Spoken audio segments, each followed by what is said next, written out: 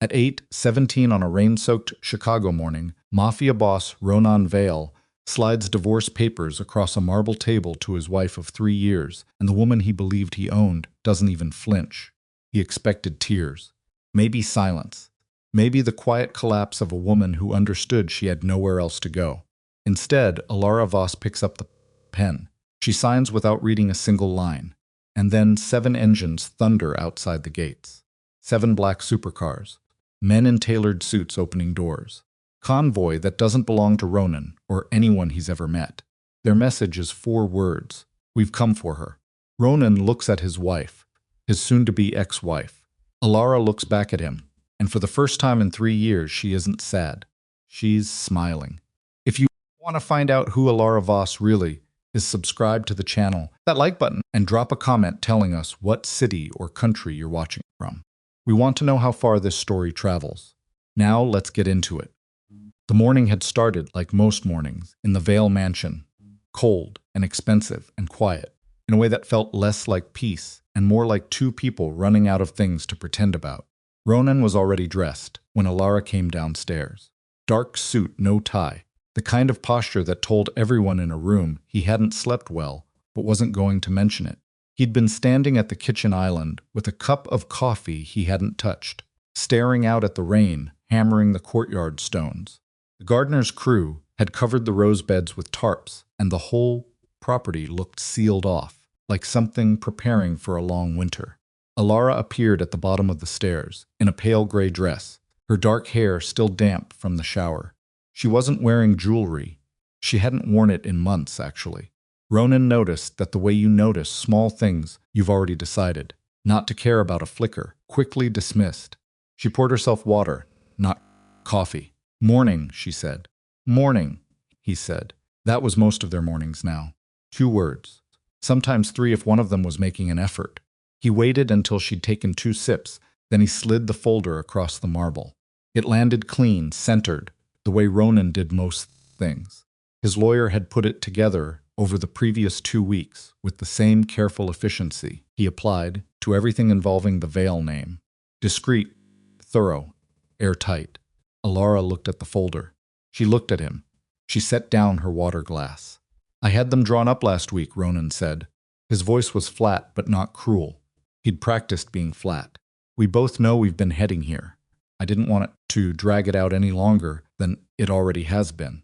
Alara didn't speak. She opened the folder. Her eyes moved across the first page, at a pace that told him she was actually reading it, not just pretending to. Her expression didn't shift, not the small wince he half expected, not the tight, controlled stillness of someone trying not to cry, just reading, like it was a utility bill. Ronan had told himself he'd feel relief. He'd been telling himself that for 6 months.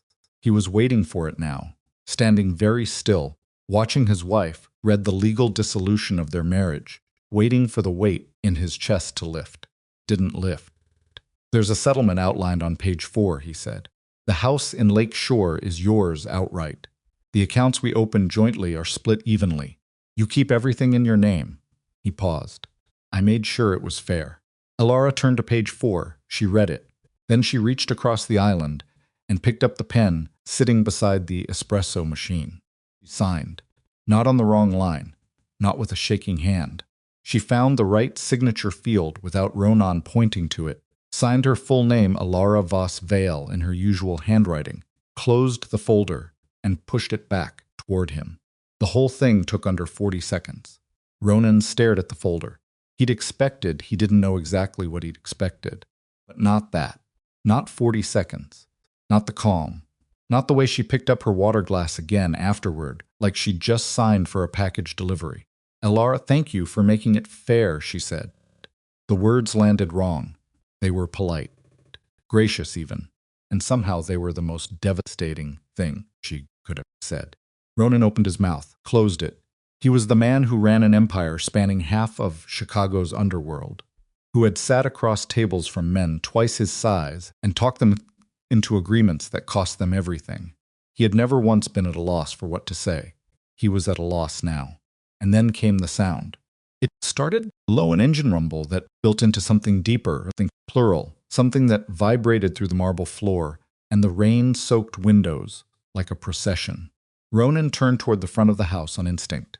Through the tall glass panels flanking the entry doors, he could see the gates, his gates, iron and 12 feet high, monitored and coded, swinging open. Not forced. Opening. 7 black supercars came through in formation. Not in a rush. Slow, measured like a funeral cortege that knew it had the right of way. They curved around the fountain and lined up in a precise arc across the front drive, and before their engines had fully cut, the doors were opening. Men stepped out, 12 of them, that Ronan could count from where he stood, and he knew immediately they weren't his.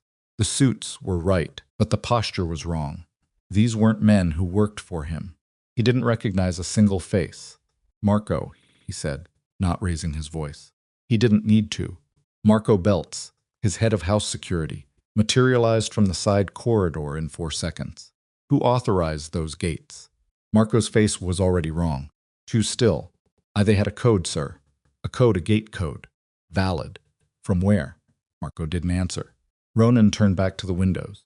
The men from the cars had formed a loose line on the drive. They weren't moving toward the house. They were standing, waiting. One of them, nearest the lead car, was looking directly at the front doors, with the particular patience of someone who's done this before and knows how it ends. Ronan looked at Alara. Alara was still holding her water glass. She hadn't moved to the window. She hadn't reacted with surprise, and that the not reacting was the thing that stopped Ronan cold. "Who are they?" he said. It wasn't a question. It was something else. Test. A door he wasn't sure he wanted opened. Alara set her glass down. She looked at him. "They're mine," she said. Ronan had heard a lot of things in his life that rearranged his understanding of a situation. He'd heard confessions, threats, revelations delivered across restaurants and back rooms and hospital waiting rooms. He was good at receiving them. He'd always thought he was good at receiving them. He stood in his own kitchen, in his own house, looking at the woman he'd just divorced in 40 seconds, and he felt something shift in the floor beneath him that had nothing to do with the building. "Yours," he said. "They've come to take me home." She said it without drama, without apology, like she was explaining a cab she'd called. "I didn't ask them to come today, they knew." She glanced toward the window briefly, then back to him. "They always know." "Who are they?" "Voss Consortium." The name hit the room like something dropped from a height. Ronan knew the Voss Consortium the way you know a weather system by reputation, by the damage it left, by the way other people talked about it in lowered voices. The Voss Consortium had operated beneath Chicago's underworld for decades, which meant it had operated beneath organizations like his. Not a rival, not a competitor, something older, something that didn't compete because it didn't need to. It owned the water table that everyone else drew from. Family behind it, the Voss family, had been a ghost for years. Patriarch Aldrich Voss had disappeared 11 years ago in circumstances that nobody official had ever satisfactorily explained. The organization continued without him, intact, quiet, and vast, run by a standing council whose composition Ronan had never been able to fully map. He knew their name. He had never known they had a daughter.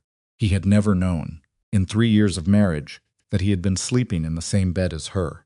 "Say that again," he said. "My name is Alara Voss." She said it carefully, not like a confession, like a correction. "My father was Aldrich Voss. I'm the last of his direct line. I've been not hiding exactly, but not using it." I wanted she stopped. Something moved across her face that might have been grief or exhaustion, or both. Doesn't matter what I wanted. They're here now. Ronan's jaw was tight. "For 3 years. "Yes. You've been Alara Voss for 3 years, and I didn't know." "You didn't ask?" She said it without accusation, which somehow made it worse. The men on the driveway were still standing, still patient. 12 men who came from an organization that moved cities, and Ronan hadn't known one of them from a doorstop until 90 seconds ago. "Well," Ronan said, his voice very controlled. "Get the outer team and stop that convoy from—" "Sir." Marco's voice was off. He'd gone pale in a specific way that Ronan associated with men who just understood something they wished they hadn't. "I don't. They're not running a hostile posture. If I move on them." "I didn't ask you to assess their posture. I asked you to stop them." "Sir, I recognize 2 of those men." Marco said it like it cost him something. Their Voss consortium. If I put our guys in front of them, that's not a thing I can promise goes clean. The silence in the kitchen stretched. Ronan put his hand flat on the marble counter. He needed something solid. He looked at Alara, his wife, his ex-wife, the woman who had signed those papers in 40 seconds, and who was apparently the sole surviving heir to the most quietly dangerous criminal dynasty in the Midwest. "Were you ever going to tell me?" he said. She looked at him for a long moment. Rain hit the windows. One of the cars outside idled briefly, then went quiet. "I was going to tell you the night we got back from Vienna," she said. "You remember Vienna?"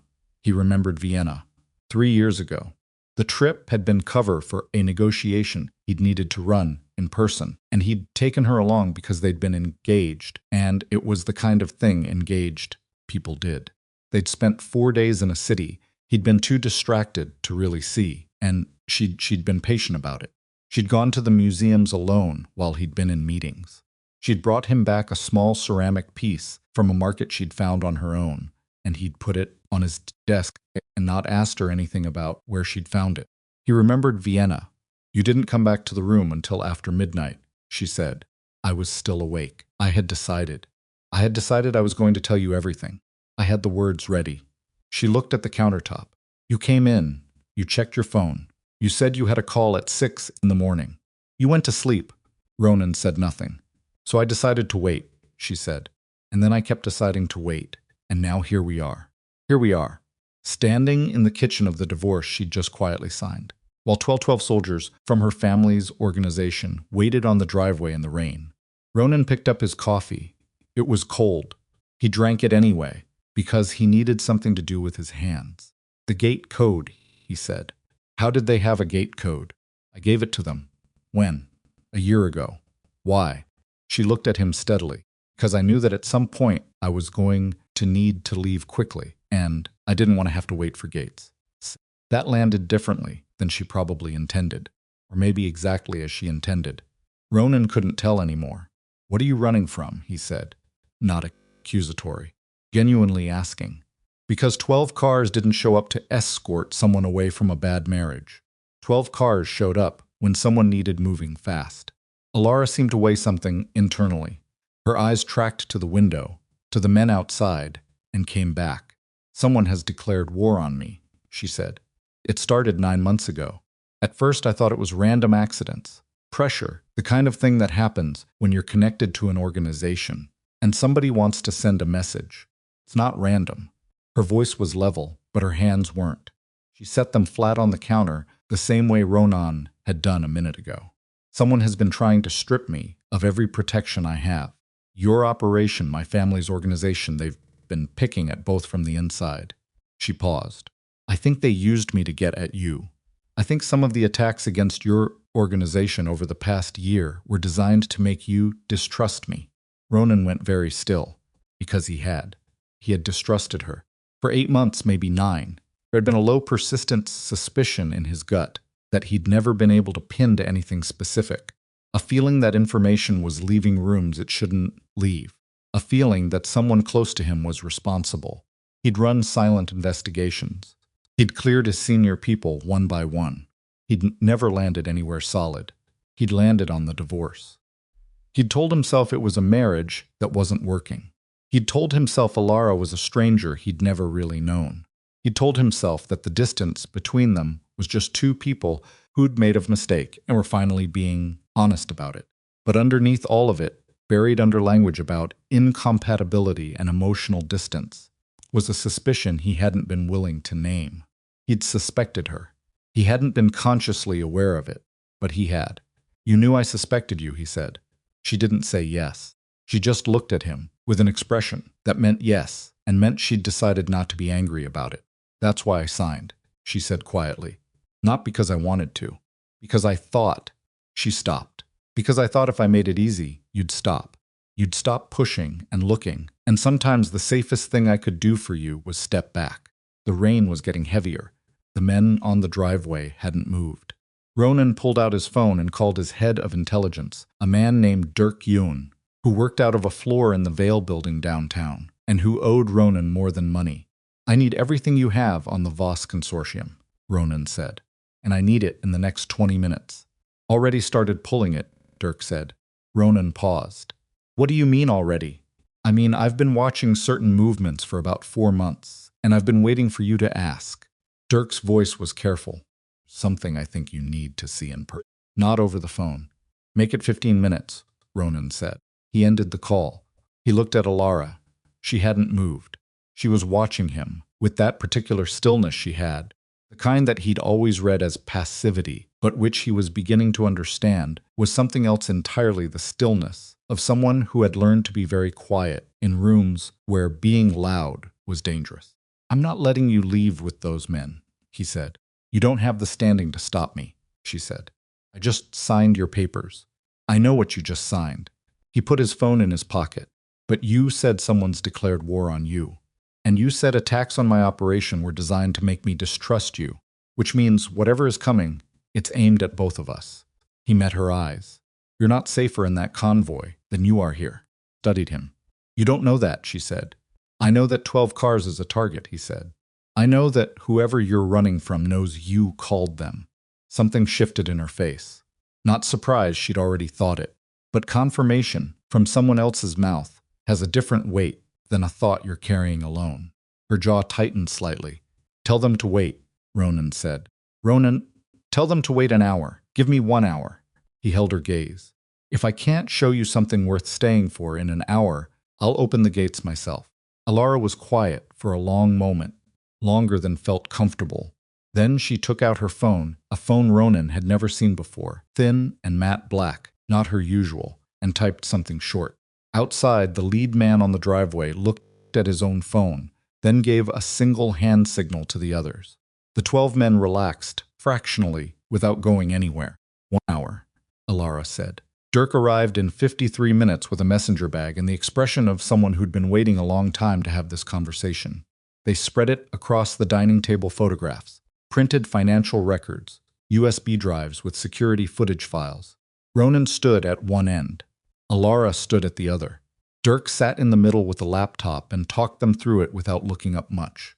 Someone has been running a coordinated operation against both families simultaneously. For at least 14 months, Dirk said. Not random. Sequential. The attacks against Vale operations were timed to create internal suspicion here, here, and here. He tapped 3 photos. Each incident produced a trail that, if you followed it without context, pointed towards someone's inside the house. Someone with access, Alara, Ronan said flatly. At first glance, yes. Dirk opened a folder. But these are what I found when I pulled the full security archive from the Lakeview warehouse last spring. He turned the laptop toward Ronan. It was security footage. Grainy, time-stamped, shot from a high corner angle. The date was 15 months ago.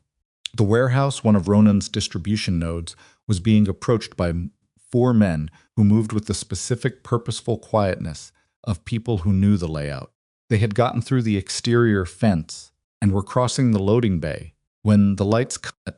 A second group came from the opposite direction, faster, organized, cutting off the first 4 before they reached the inner door. The 4 men went down, not killed restrained, efficiently. The second group was in and out in 4 minutes, leaving the first group zip-tied to a support column where Ronan's morning crew found them. Ronan had reviewed this incident at the time.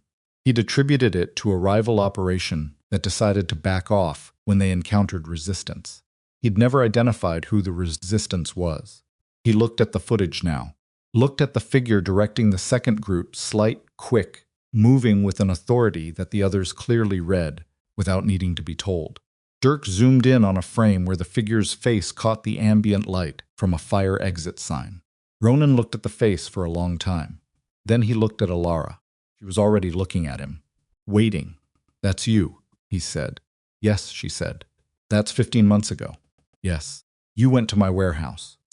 I went to your warehouse because I found out 2 days before that someone was going to hit it, and I knew if they got the manifest inside, they'd have enough to run a frame on 3 of your senior people. She said it calmly. I couldn't tell you without telling you who I was and why I had that information. So I handled it. Ronan sat down. This was not a thing Ronan Vale did. He didn't sit down in the middle of confrontations. He'd had that particular habit of stillness drilled into him So early, he couldn't remember not having it. He sat down. How many times, he said. How many times did you do something like that? For my operation. Without telling me. Alara's expression was hard to read. Dirk has 4 confirmed instances, she said. There are 2 more I didn't document, because the situation's resolved before they fully materialized, times Ronan said. At minimum. He put his elbows on the table. He pressed his palms against his face. It was not a controlled gesture. He didn't particularly care. Dirk was very carefully looking at the laptop screen. Ronan pulled his hands down. The divorce papers, he said. Was it the papers specifically? Was there something about the papers being filed? Dirk cleared his throat. That was the next thing I was going to bring up. He pulled a printed document from the bag. Whoever is running this operation has been waiting for a specific legal event. Alara's formal separation from you. Once she's legally detached from the Veil name, her claim on the Voss Consortium's assets becomes contestable under the consortium's own charter. If she has no institutional affiliation, she's exposed, Ronan said. More than exposed. Her assets freeze. Her authority within the consortium suspends pending a council review that could take 8 to 12 weeks. Dirk looked at Ronan carefully. Papers were the trigger. Someone wanted those papers signed. Ronan looked at the folder still sitting on the marble island in the kitchen. Alara's signature on page 4. His signature below hers on page 6. Who knew I was filing? He said. His voice had gone quiet in the way that meant he was very angry and very controlled about it. That's the part I haven't been able to close, Dirk said. The filing was handled by your legal team, which means someone inside your minutes. Inside my house, Ronan said. Dirk didn't confirm it. He didn't have to. Ronan stood up. He buttoned his jacket, a purely mechanical gesture, the kind of thing his hands did when his brain was already moving to the next problem. Alara, he said. The convoy outside. Do you trust every man in that convoy? She looked at him. It was a significant pause. I trust most of them, she said. Most. There are 2 men whose assignment I didn't personally authorize. Came through the council. She stopped. I noticed it this morning. I was going to ask about it when we arrived at the safe house. Don't get in those cars, Ronan said. He moved to the window. 12 men on the driveway, 2 of whom Alara hadn't authorized. 2 unknowns in the middle of what was supposed to be a protection convoy. The rain was really coming down now. We have a problem, Ronan said, more to himself than either of them. Pressed 2 fingers against the glass, watching the lead car. Whoever did this knew the papers were coming. Knew you'd call the convoy. Knew 2 spots in the convoy would be available. He turned back. Convoy isn't there to take you home. It's there to take you somewhere else. Alara was very still. You don't know that, she said. But her voice had lost some of its certainty. I know what it looks like when someone's waiting for a move to land, Ronan said. I've been that someone enough times. He looked at her directly. They used my papers to trigger your extraction, and they put 2 of their people inside it. The room was quiet except for the rain. Alara looked at the window. Cars. At the men who had driven hours to come for her, 2 of whom she could not fully account for. She looked at Ronan. Then what do we do, she said. It was the first time in 3 years she'd asked him that. Not because she needed saving. He understood that now, with a clarity that felt like something being reset, but because she was choosing to ask. Choosing to stand in this room with this man who had filed for divorce 6 hours ago and ask him what they did next. Ronan's phone buzzed. He looked at it. A message from a number he didn't recognize, 7 digits only, no country code. The message was 4 words. Stop looking for her. He turned the phone so Alara could read it. She read it. Her jaw tightened. They know she's still here, Ronan said. They're watching the house. Then we're already out of time, Alara said. Ronan pocketed the phone. He looked at Marco, who was standing at the corridor entrance trying to be invisible and failing. Close the gates, Ronan said. Tell the convoy we need 30 minutes for a security sweep before she travels. Make it sound procedural. He paused. And get me Silas on the phone. Marco moved. Ronan turned back to Alara. His uncle Silas was the one person in his organization he'd always trusted without conditions. The man had raised him after his father died, had built half of what the Veil operation was today, had sat beside him through every crisis and every decision for 20 years. Silas would know what to do. Silas would help them figure out who had put those two men in the convoy. He would call Silas.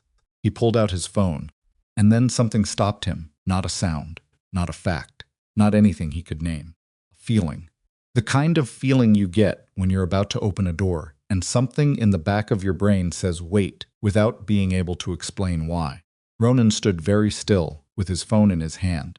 He looked at Alara. The papers, he said slowly. The filing. Only 3 people knew the timeline. Me, my lawyer. He paused. And Silas, I told Silas last week. Alara didn't speak. Outside, the gates closed. The convoy was still on the driveway. 2 men in it who didn't belong. Ronan's phone buzzed again. Same number. 1 word this time. Too late. Ronan stared at the 2 words on the screen for 3 seconds. Then he put the phone face down on the table. We need to move, he said. Alara was already moving. Not toward the door, toward the kitchen drawer beside the refrigerator, the one Ronan had always assumed held spare batteries and takeout menus. She pulled it open and reached to the back and came out with a matte black handgun that she checked with the quick, practiced efficiency of someone who had done it 10,000 times. Ronan watched her do it. He didn't say anything about it. There wasn't anything useful to say. Side entrance, he said instead. The one through the utility corridor. It doesn't have external cameras on the driveway angle. I know which entrance, she said. Of course she did. He grabbed his own weapon from the drawer. In the sideboard, the one his people knew about, and they moved. No discussion. No plan beyond the next 30 seconds, which was all the plan the situation allowed. Marco materialized from the corridor and fell in behind them without being asked, which was the one thing he'd done right all morning. The utility corridor ran along the north side of the house, past the mechanical room and the wine storage, and led out through a reinforced door into the attached garage. It smelled like concrete and motor oil, and the particular cold that seeps into garages in November. 3 of Ronan's personal vehicles sat under covers. He pulled the cover off the gray sedan, nothing flashy, nothing that read as a Vale car, and they got in with Marco in the back. Convoy is still in the front drive, Marco said. Good, Ronan said. Let them wait. He drove out through the service gate at the rear of the property, a gate on a separate code system, one he'd never shared with anyone outside of 2 people. He'd set it up 18 months ago after a security review that had made him paranoid enough to build in redundancies. He was grateful for it now, in the way you're grateful for things you did when you were scared and turned out to be right to be scared. The rain hit the windshield in sheets. He drove west, away from downtown, taking streets he knew well enough to navigate without GPS. Alaris had sat in the passenger seat with the gun in her lap and her eyes on the mirrors and said nothing for 6 blocks. Then she said, "Where are we going?" "Somewhere Silas doesn't know about," Ronan said. "Does such a place exist?" It was a fair question. Silas Vale had been embedded in Ronan's operation for 20 years. The man knew the organization's geography, the way a person knows their own house, instinctively, completely, without needing to think about it. Ronan had never once considered that knowledge a liability. "There's a place in Pilsen," Ronan said. "Bought it under a name Silas never handled. I used it twice, both times before he rejoined my inner circle after the restructure 4 years ago." He paused. He doesn't know it. Marco leaned forward from the back seat. "You want me to reach out to the outer team?" "Not yet." Ronan watched the rearview mirror. Nothing following. "Not yet. I don't know who else has turned." Marco sat back. That landed in the car and stayed there. Marco had been with Ronan for 6 years. He'd been vetted 3 times. He was sitting in the back seat right now with full knowledge of where they were going, and Ronan had just said out loud that he didn't know who else was turned. Marco understood what that meant. He didn't protest it. He just sat back and looked out the window, which was, in its way, the right response. Alara was watching Ronan's face. "Say what you're thinking," she said. "I'm thinking about a meeting," he said, 8 months ago. I had a sit-down with 2 men from the Delgado crew about a territory dispute on the south side. The meeting went wrong. Someone had tipped the Delgados that I was coming in a conciliatory posture, so they came in aggressive, thinking they could take more than I was offering. He kept his eyes on the road. I never found out who gave them that. I assumed it was someone on the Delgado side who'd misread the intel. But it wasn't, Alara said. But it wasn't, he made a left. Someone in my house told them, and it was specifically the kind of information that Silas would have had. One data point, she said. Add it to the divorce filing and the convoy. Quiet. 3 data points, she said. 3, he agreed. Pilsen Safe House was a narrow 2-story building on a block of similar buildings, indistinguishable from the outside, except for the steel door behind the wooden one and the reinforced windows that looked like regular frames if you didn't know what to look for.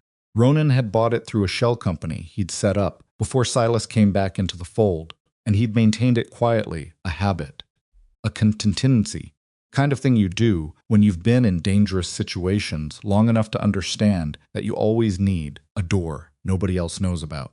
He parked in the alley behind, and they went in through the back. The inside was functional and cold: a table, chairs, a basic kitchen, a monitoring station with feeds from 4 external cameras. Ronan turned on the heat and the monitors while Marco swept the 2 floors out of professional habit. Alara stood in the middle of the main room and looked at the space with the particular assessment of someone cataloging exits. Consortium Council, Ronan said, pulling off his wet jacket. The 2 men in the convoy you didn't authorize. Who assigns those positions? The logistics chair, she said. A man named Brennan. He's been with the organizations since before my father disappeared. You trust him. I trusted him. She set her gun on the table. There's a difference. Can you reach him directly? I can reach his line. She took out the matte black phone. But if he's the one who placed those 2 men, calling him tells him I'm alive and not in the convoy. Which means he doesn't already know that, Ronan said. Which means we might have a window, she said. They looked at each other across the table. Outside, rain hammered the alley. One of the monitor feeds showed the street in front of the building, empty, wet, a single car parked half a block north that hadn't moved since they'd arrived. Marco came back downstairs. Clean, he said. He looked at Ronan. I need to say something. Say it. Silas called me this morning. Marco's voice was flat and careful. Before the convoy showed up, he asked me how Mrs. Vale was responding to the papers. The room went very still. Ronan turned to look at him fully. He called you, Ronan said. At what time? 7:52. Marco met his eyes. Before you slid the folder across the table. He asked me how she was responding, and I told him I didn't know yet because it hadn't happened yet. And he said, let me know how it goes. And then he hung up. Alara was watching Marco with an expression that hadn't changed, which meant she was processing rather than reacting. Ronan recognized it now. He'd always read it as emotional flatness. He understood it differently now. He knew the timing, Ronan said. He knew you were serving papers at 8:17. I told him last week I was filing, Ronan said. I didn't tell him the date. Then he found out some other way, Marco said. Or he set the date, Alara said quietly. Both men looked at her. I'm not certain, she said quickly. Think about the sequence. The papers trigger my legal separation. My separation creates the vulnerability in the consortium charter. Convoy arrives to extract me into a vehicle with 2 men who shouldn't be there. She paused. What if the divorce wasn't just something he knew about? What if he was involved in creating the conditions that made Ronan file? The silence was dense. Ronan sat down.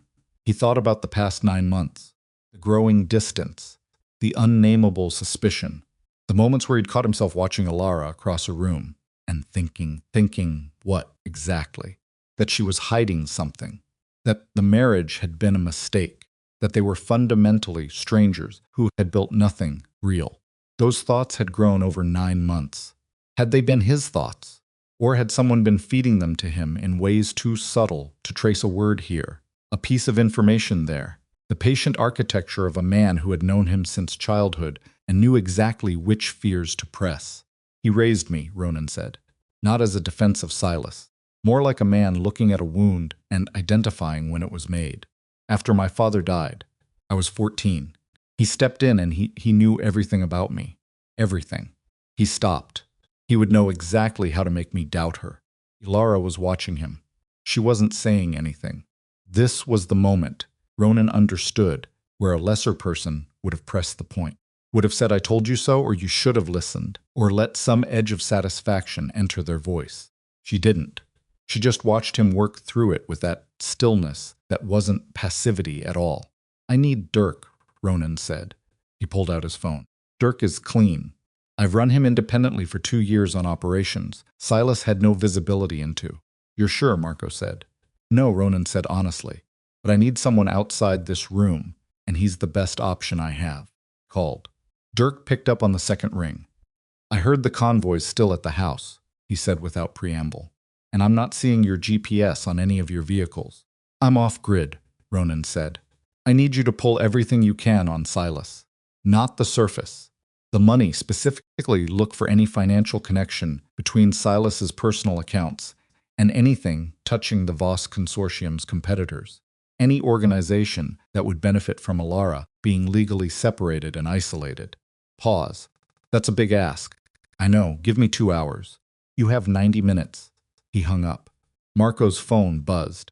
He looked at it, and his face did something uncomfortable. Convoy is leaving, he said. What? Front drive. Pulling out. Marco turned the phone so Ronan could see the text from one of the house security team. All 7 cars. Moving east without Alara. Ronan looked at the message. Then at Alara. They know you're not coming, he said. Or they got a different order, she said. She picked up the matte black phone and stared at it. Then she made a decision. Ronan could see her making the small shift in her posture, the way she pulled a breath in and said it. She dialed. It rang 4 times. Then a man's voice, graveled and unhurried. We were wondering when you'd call. Brennan, she said. Where is the convoy going? To a secondary site. Given that you chose not to travel with them. I chose not to travel because 2 of those men weren't mine. Pause. I placed those men myself. I know you did. That's the problem. Another pause longer this time, with a quality to it that Ronan didn't like. He was close enough to hear both sides. Alara, Brennan said, and his voice had shifted. Not dangerous exactly. Something more subtle than dangerous, the tone of someone adjusting their approach. There are things happening inside the consortium that I can't discuss over an open line. Placement was a protective measure. Protective of what? Of the asset. I'm not an asset, Brennan. No, a beat. You're the heir, which right now makes you the most valuable thing in play. Another pause, and the most contested. Alara's jaw tightened. Contested by whom? Come to the secondary site, and I'll explain. I won't be doing that. Then I can't guarantee your safety, he said. Simply, like it was a logistical fact rather than a threat, which somehow made it land harder. Alara ended the call. She set the phone down carefully on the table. She looked at her hand for a second, which was not something Alara did. She did not look at her own hands. Then she folded them together and looked at Ronan. Consortium is splitting, she said. Someone on the council has made a play against my claim. Brennan's been positioned to manage it. She breathed out slowly. I don't know whose side he's on yet. Best guess, Ronan said. Best guess. He's brokering. He's not loyal to me or to whoever's making the play. He's managing his own survival. She looked at the table, which means he'll go with whoever consolidates power first. Then we need to consolidate before they do, Ronan said. We, she said the word without inflection. We, he said. She looked at him directly. The question in her face was clear. Why? He'd divorced her this morning. He'd spent 9 months suspecting her without naming it. He owed her nothing, and she'd made it easy for him to walk. She'd signed in 40 seconds and let him believe it was simple. Because whoever's doing this is inside my house, Ronan said. Which means if I don't stop it, I lose my operation. And because he stopped. The second part was harder. Not because it was complicated, but because it wasn't. It was very simple, which made it difficult in a different way. Because I've been an idiot for 9 months, and I'd like to have something to show for stopping. Alara studied his face. That's not enough, she said. No, he agreed. It's not, but it's what I have right now. Something moved in her expression. Not warmth exactly, not yet. Too much damage for warmth to land clean. But something. An acknowledgement. She nodded once. Dirk called back in 81 minutes, not 90. He sounded like a man who had found something he wished he hadn't. 4 shell companies, he said, all connected through a series of trust accounts to a parent entity registered in the Caymans. Parent entity has been receiving payments quarterly, substantial from a source I've traced as far as a firm called Whitmore Capital Partners. He paused. Whitmore Capital Partners is listed in the Voss Consortium's own financial records as a competing interest. They've been trying to acquire consortium assets for 6 years. And the shell companies, Ronan said. All 4 can be connected, with about 3 steps of legal distance, to a trust account in Silas Vale's name. The room was very quiet. Marco stood by the window and looked at nothing. Alara had gone completely still. Ronan sat with the phone against his ear and looked at the opposite wall. Thought about being 14. He thought about Silas showing up the week after his father's funeral with groceries. Of all things, just groceries. Because the house had been empty and someone had to think of practical things. He thought about 20 years of phone calls and meetings and standing side by side through situations that should have broken them both. He thought about the message on his phone. Too late. How long? Ronan said. How long has the account been active? Oldest transaction I can find is 11 years ago, Dirk said. 11 years. 1 year before Ronan's father had died. He put the phone down without ending the call. He sat with that number. 11 years. His father's death had been ruled a heart attack. Private sudden, no signs of external cause. Silas had arranged the funeral. Silas had stepped into the resulting vacuum and put the organization back together, and kept it together and handed it to Ronan when Ronan was old enough to take it. He had always thought of it as loyalty. He sat in a cold building in Pilsen with his ex-wife and his head of security and a phone call from his intelligence director, and he understood for the first time that what he'd called loyalty had been management. Dirk, he said. His voice was remarkably controlled. He was grateful for the control, even as part of him wanted to put his fist through something. My father. I know, Dirk said quietly. I'm looking. Alara put her hand on the table between them. Not on his hand. Just on the table. Present. Close. It was the most contact she'd initiated in months. Ronan's phone buzzed with a second line. He looked at it. Silas. He stared at the name on the screen. The man who had raised him. The man who might have killed his father. The man who had spent 9 months dismantling his marriage from the inside and put 2 strangers in a convoy and sent a message that said, too late. He almost let it ring. Then he answered it. Ronan. Silas's voice was warm. It was always warm. 20 years. And he had never once heard anything in that voice but warmth and certainty and the particular gravity of someone who always knew more than they were saying. I've been trying to reach you. The house security team says you left through the service gate. Is everything all right? Ronan said nothing for 2 seconds. Everything's fine, he said. Just needed some air. Course. The morning must have been difficult. A pause waited, deliberate. A pause that carried something in it that Ronan could now hear differently. Not concern. The monitoring of a situation is Alara. Gone, Ronan said. The convoy took her. Another pause. I see, Silas said. And in those 2 words was the faintest shift relief, maybe. The exhale of a plan's first phase completing. Well, perhaps it's for the best. Where are you now? Driving, Ronan said. I'll be back at the house by noon. Good. We should talk. I have some things I'd like to go over with you about the next few months. Transitions like this one. He paused. They open up opportunities if you're positioned correctly. I'll be there by noon, Ronan said. He ended the call. He looked at Alara. He thinks you're in the convoy, he said. Which means he doesn't know where I am, she said. Which means we have a window. He stood up, and it closes the moment he finds out. The convoy arrived empty. Marco was already pulling on his jacket. Alara picked up her gun and checked it again, not because she'd forgotten, but because it was the kind of person she was, someone who checked twice and didn't apologize for it. Ronan pulled up Dirk's number. I need you at the Pilsen location in 30 minutes, he said when Dirk picked up. Bring everything you have on Silas. Physical copies. I'll be there in 25, Dirk said. Ronan put the phone in his pocket. He looked around the room, the monitors, the table, the cold light coming through the reinforced windows. He looked at Alara. She was watching him with an expression he hadn't seen on her face in a very long time. Not quite trust. Something that was considering trust. Something that had been burned before and knew better than to rush. When Silas figures out the convoy is empty, she said, he'll move fast. Yes, Ronan said. And when he moves, people will get hurt. Yes. She looked at him steadily. Then we can't wait for Dirk. He knew she was right. He'd known it the moment Silas said, "I see," in that particular way. A man like Silas didn't sit still when a plan slipped. He accelerated. He moved to the next piece while the current piece was still falling.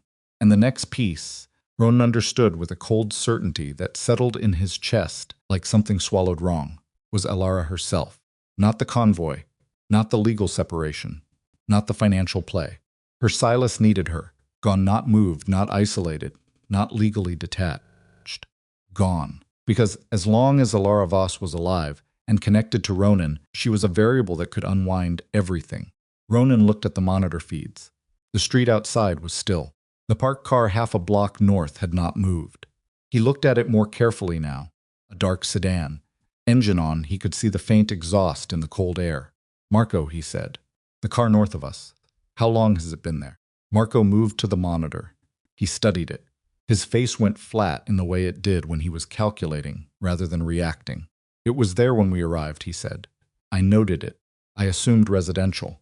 "Engine's running," Ronan said. Marco looked. The car was still there, still idling, waiting the way a thing waits when it knows its moment is coming and has the patience to let it arrive. They had been found. Ronan grabbed his jacket. "We go now," he said. "East exit, on foot, 2 blocks. Then Marco calls a clean vehicle. We do not go back to the house." He looked at Elara. "And we do not make another move until we decide what we're doing about Silas." "I know what we're doing about Silas," Elara said. She was already at the door. "Tell me on the way," he said. They went out the east exit into an alley that smelled of wet brick and cold dumpster metal, moving fast and low, and behind them the parked car's engine shifted into gear and began to roll. And the morning that had started with divorce papers on a marble table was now something else entirely, something that had no clean paperwork, no signature lines, no 40-second resolution. Something there was no walking back from. They made it 2 blocks before the sedan found them. Ronan heard it before he saw it, the particular acceleration of a vehicle that has stopped pretending it isn't following someone. He grabbed Elara's arm and pulled her left into a gap between a laundromat and a shuttered hardware store, pressing flat against the brick while Marco kept moving another 10 feet before realizing they'd broken off. The sedan rolled past the mouth of the gap at a crawl, and through the rain Ronan could see the driver's head turning, scanning. 2 men inside, neither one he recognized. Marco doubled back without being signaled. He'd worked with Ronan long enough to read the absence of a person as an instruction. "How far to the clean vehicle?" Ronan said under his breath. 4 blocks, Marco said. "There's a parking structure on Halstead. I keep a car on the 3rd level under a company name. Nobody knows about it. Nobody like Silas. Nobody like Silas." The sedan had stopped at the corner, idling again, waiting for them to move. Elara looked at the back of the laundromat, a service door, painted over so many times the hinges had thickened with it. She tried it. Locked.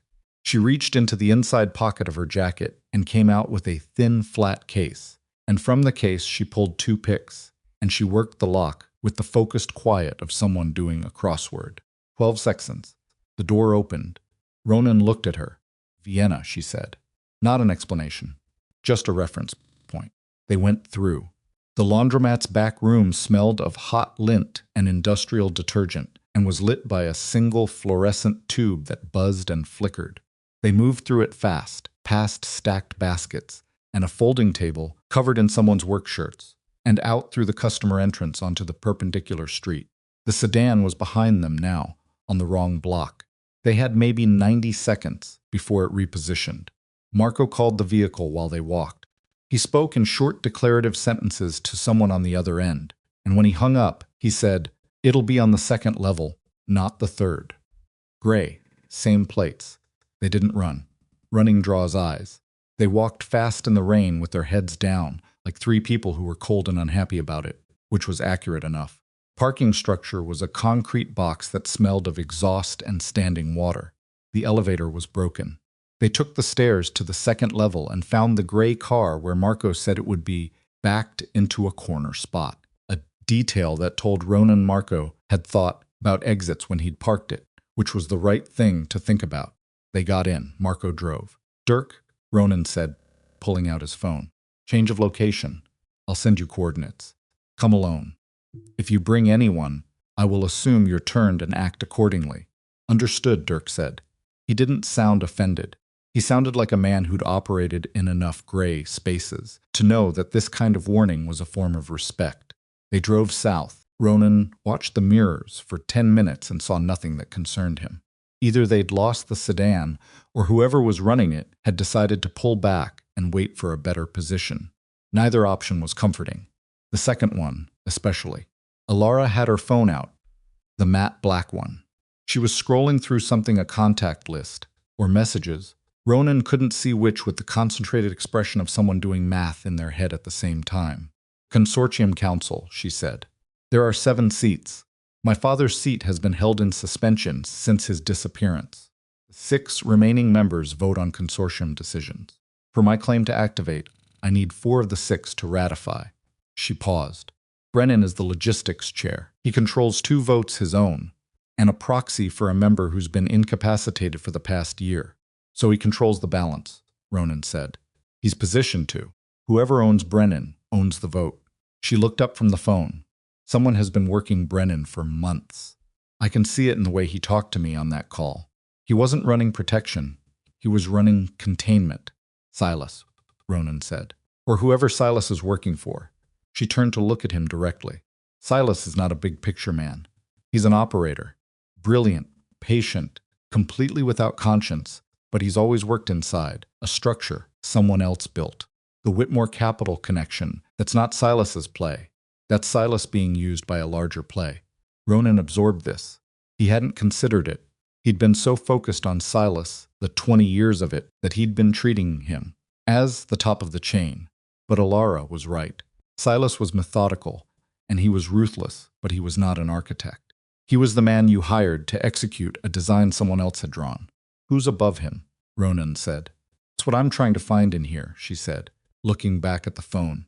They met Dirk at a diner on the south side that was nearly empty at this hour. 2 old men at the counter, a waitress who had the permanent expression of someone who'd stopped being curious about other people's business years ago. They took a booth in the back. Dirk arrived 7 minutes after them, damp from the rain, with a canvas bag that he set on the table and immediately opened. He looked worse than he'd sounded on the phone, the kind of worse that comes from finding out something that changes the shape of what you thought you knew. Talk, Ronan said. Your father, Dirk said. He kept his voice below the ambient noise of the diner without being told to. I've been in the records for the past hour. I found something that was buried deep enough that I don't think it was ever meant to be found, but whoever buried it did it quickly and not quite carefully enough. He pulled a printed sheet from the bag. Your father was running his own investigation in the year before he died. He was looking into financial discrepancies in the organization's accounts, specifically money moving out through channels he hadn't authorized. Ronan took the sheet. His father's handwriting was on it, a photocopy of something handwritten, an internal memo addressed to no one, the kind of document a man produces when he's not ready to make an accusation but needs to put the evidence somewhere. Ronan recognized the handwriting the way you recognize a voice from childhood. His chest did something he didn't give it permission to do. He was looking at Silas, Ronan said. He was looking at Silas, Dirk confirmed. And he was 3 weeks from having Athena to confront him when he had his heart attack. The diner noise continued around them. The old men at the counter talked about weather. The waitress refilled coffee without being asked. It wasn't a heart attack, Ronan said. Can't prove that, Dirk said carefully.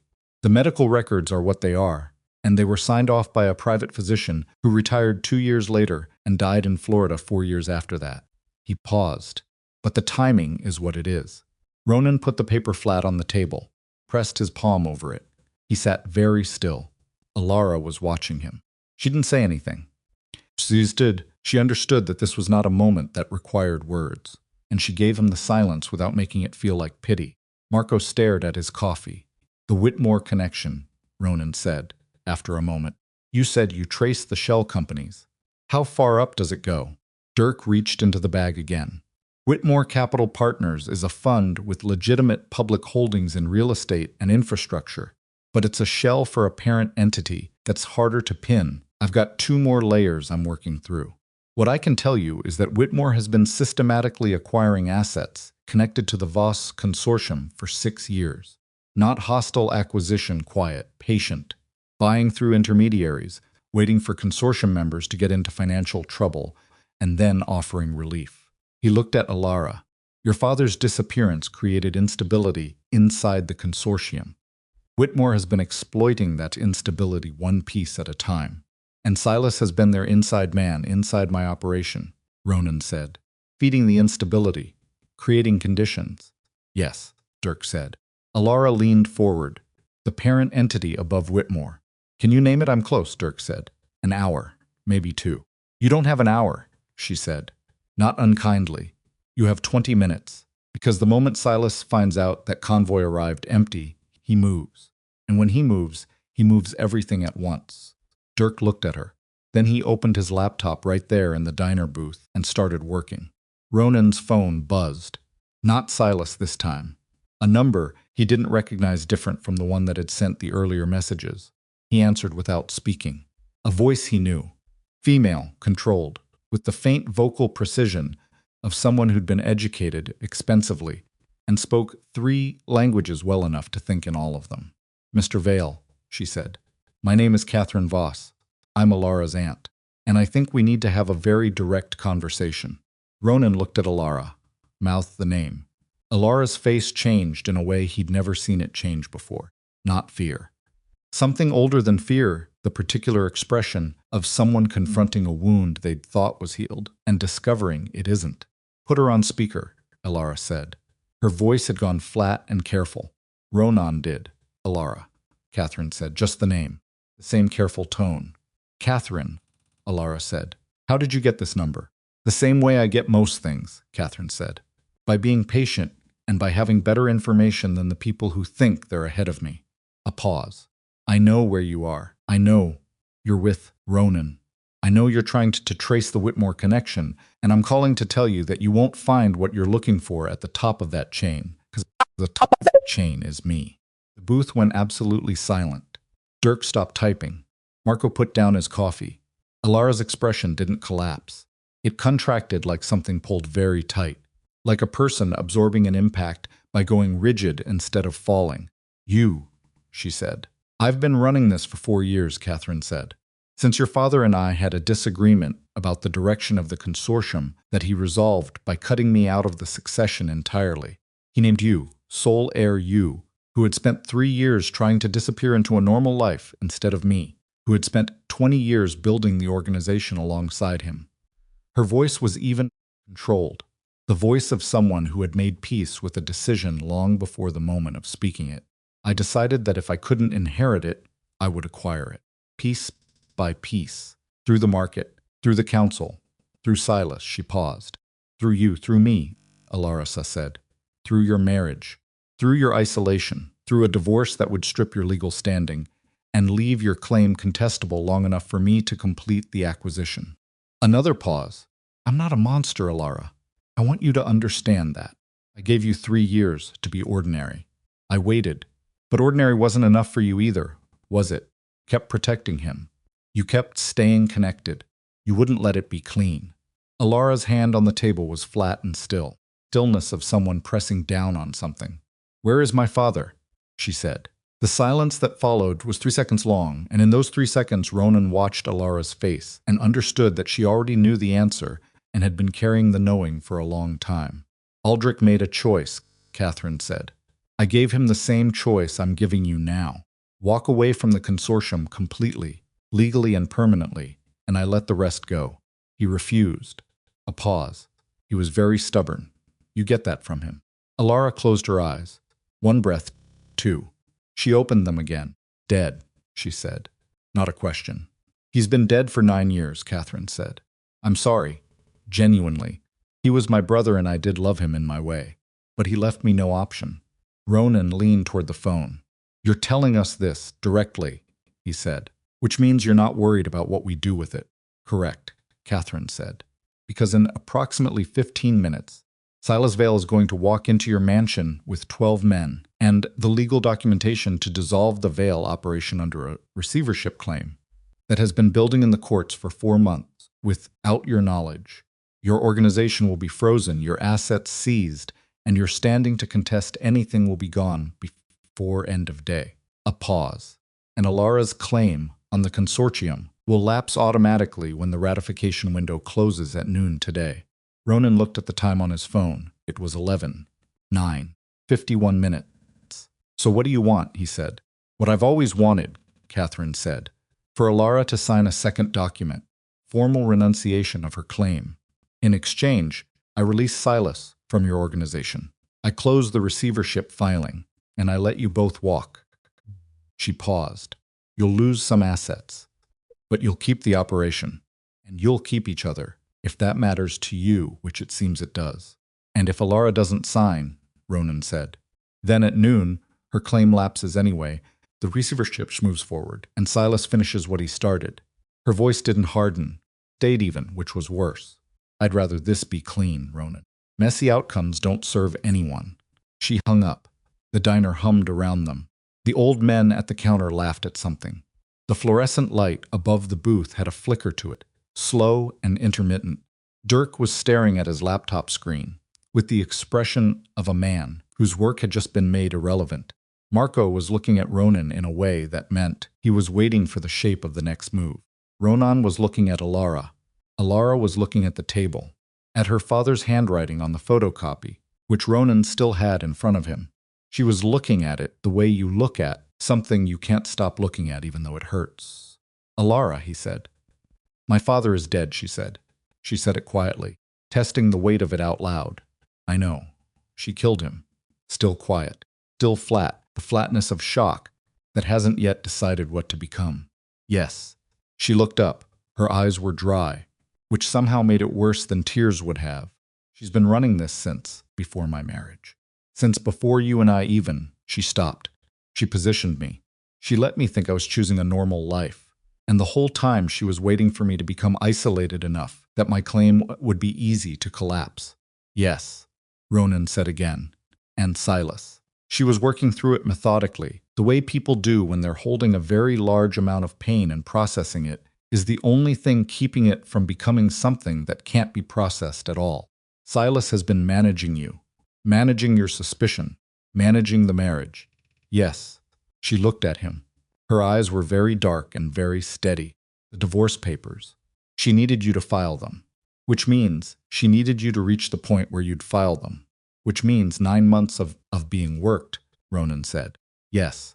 Alara pressed her lips together. One short exhale through her nose. She looked back at the table. We have 50 minutes, she said.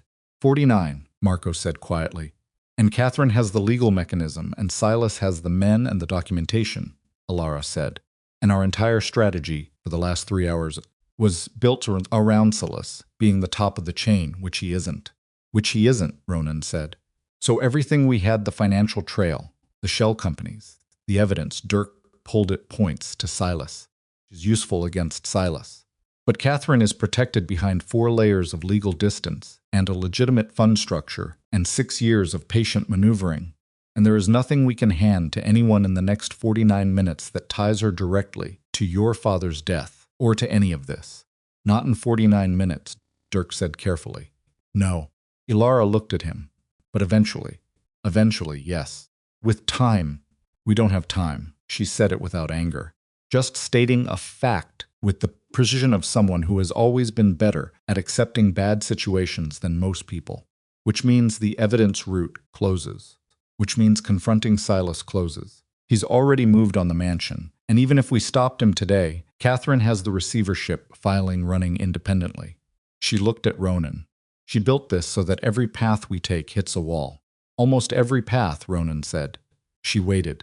She needs you to sign a renunciation, he said, which means as long as you don't, she doesn't have clean title to the consortium. Been acquiring pieces for 6 years, but she doesn't have the center. The heir's claim supersedes the acquisitions. That's how the consortium charter works, right? Yes, Alara said slowly. If I'm alive and I haven't renounced, my claim takes precedence over any acquisition. Can't complete the takeover while I hold the claim. So she needs your signature, Ronan said, which means you're the one thing she can't manufacture or acquire or legally route around. Alara looked at him. Which means, he continued, the only leverage we have is you not signing. And the only way to turn that leverage into something actionable is to get inside her operation before noon and pull something she can't contain. Get inside her operation, Alara said. With no team, no plan, 48 minutes, and a woman who has been running this since before either of us was paying attention. Yes, Ronan said. That's not a plan. She said, that's a direction. I know. He held her gaze. Do you have a better one? She didn't. He could see her not having it, the systematic closing of alternatives that he recognized because he'd done it himself in rooms like this, at tables like this, working through the geometry of a situation that had been designed to have no good exit. Her aunt had built this, piece by piece, year by year, with the patience of someone who had decided once that she was right and had never revisited the decision. And she had built it well. Dirk cleared his throat. There is one thing, he said. Catherine called you on Ronan's phone, which means she has the number, which means she's been monitoring the number, which means she has a surveillance channel into your communication, and a surveillance channel runs both ways, if you know how to find the feed point. Alara looked at him. Something sharpened in her face. You can trace the monitor. I can try, Dirk said. If she's running active surveillance, there's an access point somewhere. If I can find it, I can potentially pull her communication logs. Not enough to file charges, but enough to know where she's physically running this from. How long? Ronan said. 20 minutes if I'm lucky. Start, Ronan said. Dirk started. Alara stood up. She walked to the window of the diner and stood with her back to the room, looking out at the rain on the street. Ronan watched her. He watched the set of her shoulders, the tension in them, the particular stillness of someone having a very private internal argument in a very public place. He went and stood beside her. My father sent me away, she said, without turning. When I was 23, he sat me down, and he told me that the consortium was becoming something he was no longer sure was good, and he wanted me clear of it. I thought it was protection. I thought he was being... She stopped. I thought he was being my father. He was, Ronan said. He was trying to save me from Catherine, she said, from what was coming. He knew she was going to move against him. He sent me away, so I'd be somewhere she couldn't reach. She pressed 2 fingers against the glass. And then he died, and I came back anyway. I married into an empire, so I could stay close enough to know if anyone came for what was left of him. Ronan looked at the side of her face. Did you know when we got married? She was quiet for a moment. I suspected, she said. I didn't know he was dead. I thought he was being held somewhere. I thought if I stayed connected to the right circles, close enough to the right information. She let out a breath. I thought I'd find him eventually. That's why you stayed, Ronan said. In the marriage. Even when it got bad. She turned to look at him. It was a direct look. The kind she was capable of, that most people weren't. No deflection. No management. Just straight-on contact. I stayed because I was hoping to find my father, she said. And then I stayed because somewhere in the middle of looking, I stopped wanting to leave. She held his gaze. That's the honest version. It landed somewhere in Ronan's chest, where things had been landing all morning in ways he hadn't been ready for. He didn't say anything useful back. He wasn't sure useful was available. Ronan. Dirk's voice from the booth, low and tight. They went back. Dirk had his laptop turned toward them. A map on the screen, Chicago, with a single pin dropped. The surveillance feed. Traces to a property in the West Loop, Dirk said. Commercial building. Registered to a holding company that I've just confirmed is a second-tier subsidiary of Whitmore Capital. He looked up. He's there. Or her operation is there. I can't tell you which, but the feed is active, and it's large. This isn't a monitoring station, it's a command center. Ronan looked at the pin on the map. West Loop. 12 minutes in current traffic. They had 37 minutes to noon. If we go there, Alara said, and we can't get inside fast enough. I know, Ronan said, and if Catherine is there and we can get to her, we still have nothing that holds her. Nothing we can use before noon that stops the ratification window from closing. I know, Ronan said. So what we're actually doing, she said, is walking into a building controlled by the person who has outmaneuvered both of us for the better part of a decade, with no legal leverage, no team, and the hope that we find something inside that changes the board before the clock runs out. Yes, Ronan said. She looked at him for a long, steady moment. Okay, she said. Marco was already standing up, jacket on, keys in hand. He looked at Ronan with the expression of a man who understood the odds and had decided they were acceptable because the alternative was worse. Dirk closed the laptop and put it in the bag. I'm coming, he said, before anyone could say otherwise. You're the only one of us who can do anything with what we find, Ronan said. Yes, you're coming. They left the diner in the rain, 4 people walking toward a building they had no plan for, with a clock they couldn't stop, and a woman at the other end of it who had built her entire life around being one step ahead. And Ronan, walking with his jaw tight and his hand close to the weapon at his side, thought about his father's handwriting on that paper and about Alara at 23 being sent away by a man who was trying to save her and ran out of time to save himself, and about 20 years of trusting a man who had sat beside his father's grave and mourned with a face that showed nothing of what it knew. He thought about the kind of man who could do that. Then he thought about what kind of man he was going to have to be. In the next 36 minutes, the rain came down harder. They got in the car, 12 minutes to the West Loop. Marco drove and nobody talked. Ronan watched the city move past the windows' wet storefronts. People hunched under umbrellas, the ordinary machinery of a Tuesday morning, that had no idea what was happening inside a Grayson running yellow lights on Halstead. He checked his weapon, checked it again. It was loaded the first time, and it was loaded the second time, and checking it a third time wouldn't change anything, but his hands needed something to do, or they were going to start shaking, and he couldn't afford shaking right now. Alara was on the matte black phone. She'd been talking in short bursts for 6 minutes to someone. Ronan didn't know a name she'd mentioned once, Petra, a woman who apparently ran logistics for the legitimate side of the Voss Consortium's operations, and who had, according to Alara, been personally loyal to Aldrich for 30 years, and had therefore been quietly sidelined by Catherine's people over the past 4. I need everything Petra has on Catherine's West Loop property, Alara had said at the start of the call. Access points, interior layout, security configuration, anything. Now she was listening. Her face was tight and focused, and every few seconds she'd close her eyes briefly, the way people do when they're committing something to memory. She hung up. 8 floors, she said. Catherine's operation runs out of the 6th. Building security is contracted, not her own people. Contractor is a firm called Meridian Group. She looked at Ronan. Meridian Group has done work for the Vale organization. Which means what? Marco said. Which means their protocols are familiar to Ronan, she said. And their personnel are potentially familiar to Marco. Marco glanced in the rearview mirror. I know their shift supervisor. Guy named Hal Brecker. We worked a joint security detail 4 years ago. He paused. I don't know if that's useful. Everything is useful in the next 28 minutes, Ronan said. 27, Dirk said from the back seat, not looking up from his laptop.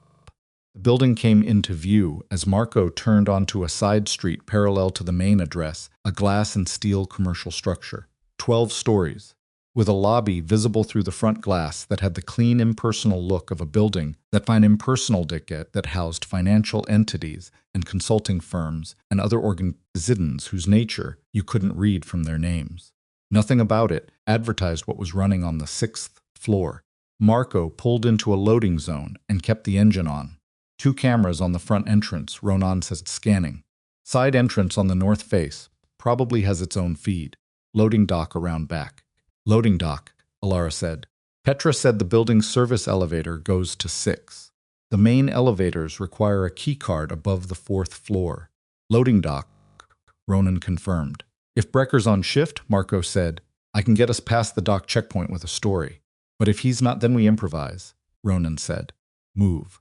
They went in pairs, Ronan and Alara first, then Marco and Dirk 60 seconds behind, around the building's north face, into the alley, toward the loading dock. The rain was steady and cold, and by the time they reached the dock overhang, Ronan's shoulders were soaked through. Security guards stood at the dock checkpoint, inside the rolling door. Not Brecker. Young, thick-necked, bored the particular boredom of a man who had been standing in a loading dock for 4 hours and expected to stand there for 4 more. Ronan didn't slow down. He walked toward the checkpoint with the specific, purposeful energy of a man who belonged exactly where he was going, which was the one posture that security guards at loading docks were not trained to intercept. It wasn't confidence, it was assumption. The look of someone for whom being questioned had never been part of the plan. Freight delivery for 6, he said. Conference materials. Cleared through the building manager. The guard looked at him, looked at Alara. His hand moved toward his tablet, where he presumably had a delivery manifest. From behind them, Marco's voice, "Brecker here? I was supposed to drop something with him." The guard's attention split. Marco had appeared at the dock entrance with the ease of someone who'd worked these kinds of buildings, the right posture, the right half-familiar tone. "Brecker's on break," the guard said, and in the half-second, his eyes went to Marco. Ronan and Alara were past the checkpoint and into the service corridor. They moved fast. The service elevator was 20 feet down the corridor. Plain steel doors with a call button that didn't require a card. Ronan hit it. The doors opened immediately empty, which was the one thing that had gone cleanly so far. They got in. Ronan hit 6. Marco and Dirk, Alara said. 30 seconds behind us, Ronan said. There's a stairwell. Marco knows to find it. The elevator moved. It was slow, and it made a sound like something grinding that it should not have been making, and the 12 seconds it took to travel from the dock level to the 6th floor were the longest 12 seconds Ronan had experienced in recent memory. He stood beside Alara in the steel box and felt his pulse in his throat and in his fingertips and in the specific place behind his sternum where fear lives when you're trying to call it by a different name. When those doors open, he said, we don't know what's on the other side. No, she said. If this goes wrong, it won't, she said. You don't know that. No. She looked at him sideways. But I've been operating on not knowing for 3 years, and I'm still here. The doors opened. A corridor. Fluorescent light, gray carpet, the doors of a standard office floor. 3 doors visible from where they stood. 2 closed, 1 open. A conference room showing an empty table and chairs through the gap. No one in the corridor. They moved left on instinct, deeper into the floor, away from what looked like a reception area at the far end. Ronan could hear voices behind one of the closed doors, multiple people, low, the cadence of a meeting in progress. He pressed his back against the wall, beside the door, and listened. A man's voice.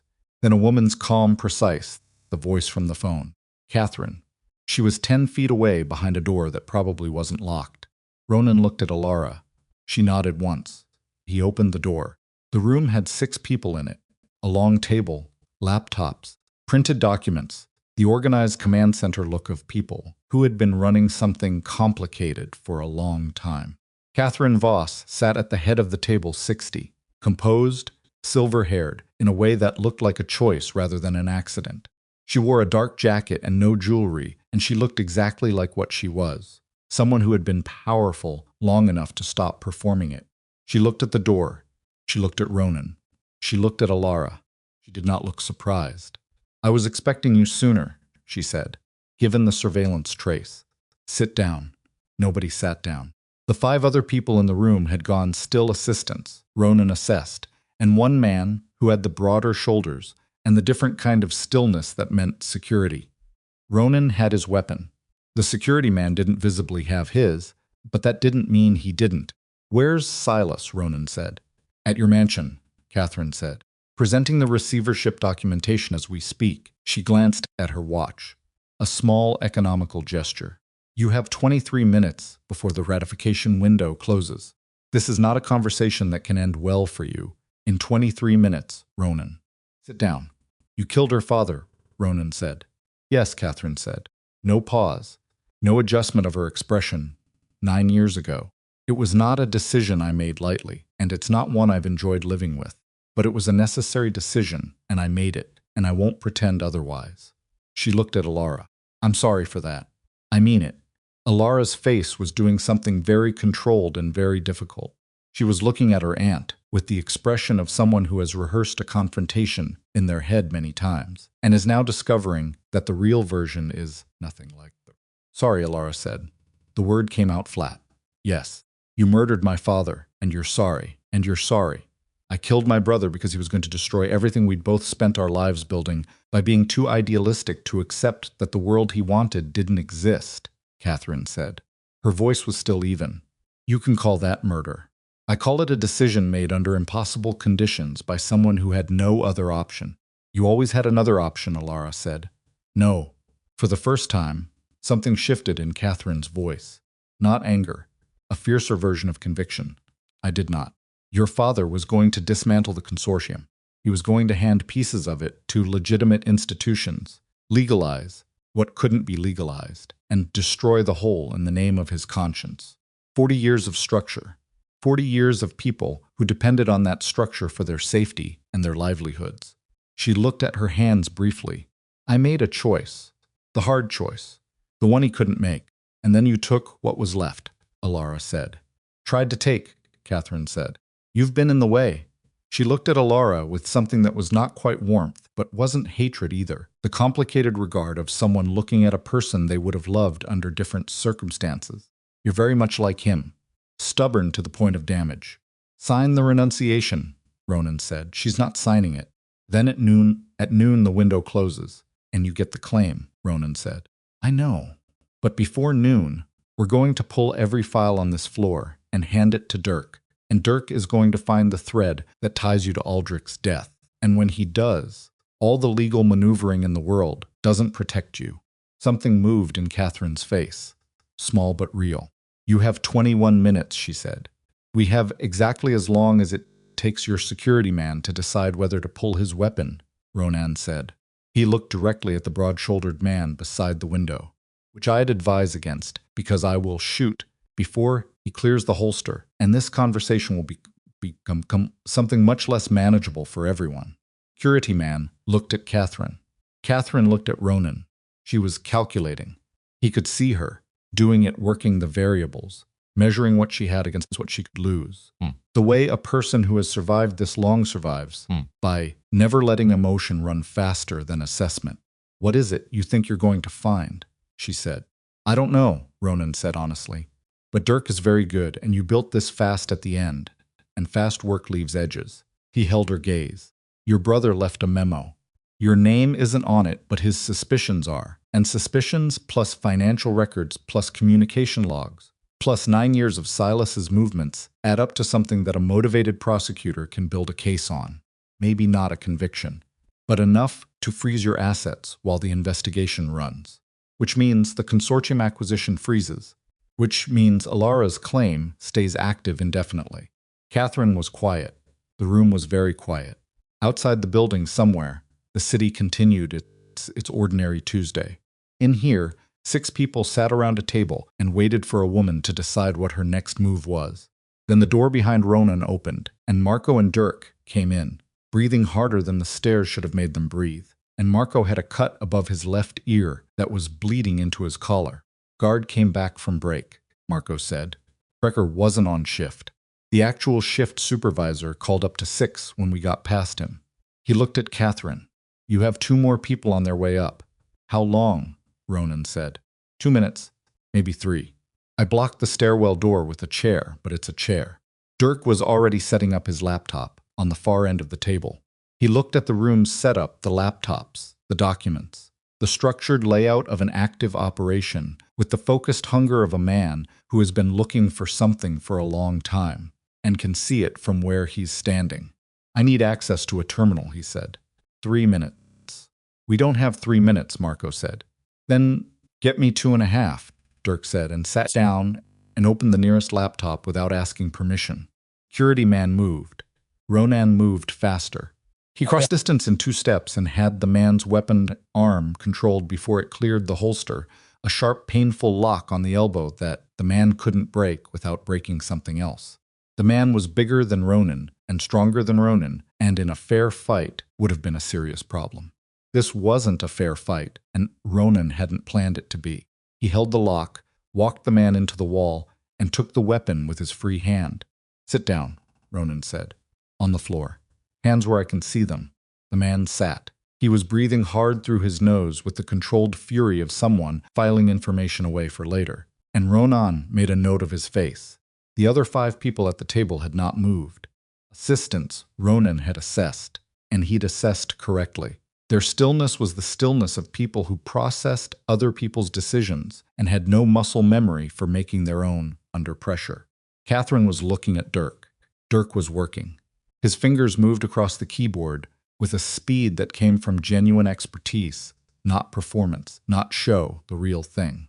His eyes tracked the screen, and his face was empty of everything except concentration. "The files are encrypted," Catherine said. She said it without satisfaction, more like someone noting weather. "Standard 256-bit partition encryption," Dirk said without looking up. "The login is still active on this terminal from whoever was using it last." He hit something. Was using it last about 4 minutes ago. He hit something else. "I'm in." Catherine looked at him for a long moment. Something happened in her expression that Ronan had not seen there before a hairline fracture. Not panic, not the collapse of composure, but the small evidence that composure was something she was maintaining rather than something she simply was. From the corridor came the sound of something heavy hitting a door. Stairwell. Marco's chair. "1 minute," Marco said. "Dirk," Ronan said. "I see it," Dirk said. His voice had gone strange tighter and quieter at the same time. "There's a folder here." He clicked. "Communication logs. Dated 9 years ago." He clicked again. I've got voice transcripts. Marked internal.